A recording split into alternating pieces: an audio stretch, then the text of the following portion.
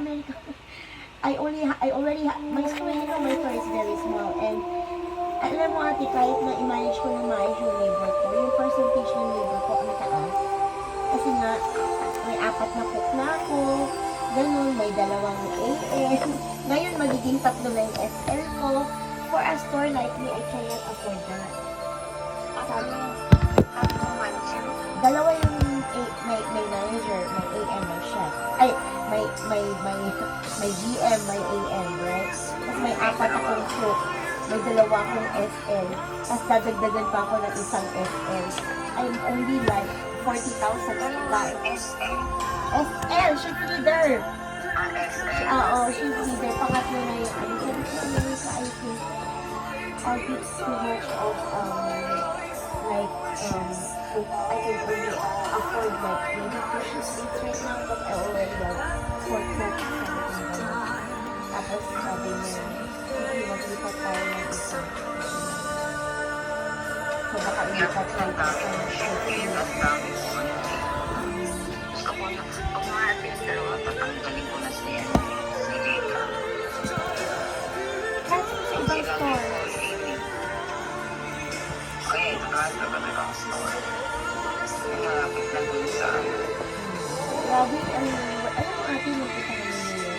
Eh, bumibili kasi ako ng mug, no? Sa Starbucks. Unionize ang Starbucks, right? Sabi ko, I will buy this cup. Sabi ko, I'm not gonna buy any coffee. Sabi ko, hindi yung cup. So, sabi niya, no, ma'am, I cannot drop. Sabi ko, why? Sabi niya, I only accept online orders. You can arrange my address, no? It's only me. Parang, ayaw nila, they can choose not to really walk. Grabe. Oo, grabe. Kaya sabi ko siguro sa Pandayan, wala na. Tanggal ka na. online order na. Tapos si Raymond din tumawag din sa akin.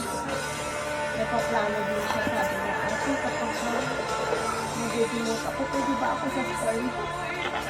Sabi niya, sinutok lang, Raymond, gusto ko pa. Sabi ko, kunin talaga kita, I'll transfer somewhere else. Sabi niya.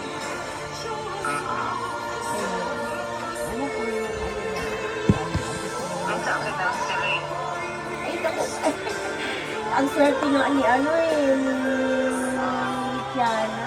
Pero, ano lang naman yun, parang, kung gusto mo ate. kasi saan pa siya natira? Santa Clara. Hindi, ayaw niya ng ano, ng busy store na. Kumbaga gusto niya yung relax store.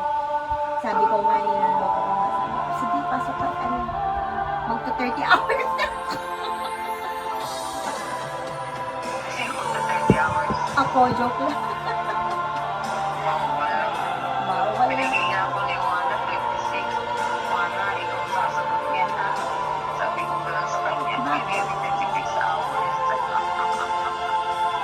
36 hours your schedule? Why? Yun na nga eh. Ano, next time, gawin mo manager is 45. Max is 50. Or else, I'm not sabi ko, public expectation. If it's a new question, don't worry, I'm gonna just cover the 5 hours. I said, kung that one is not gonna work, something like that. 36 hours? Wala nang pagbalik. We only think we have sabi ko. Business, even business is you need to put me first. Before, or whatever na, tapos kapag magtatawag ka ng tao, binigyan ko niya ng responsibility, hindi nga, yung anak ko. Itong week na ito, may schedule pa siya sa'yo, right?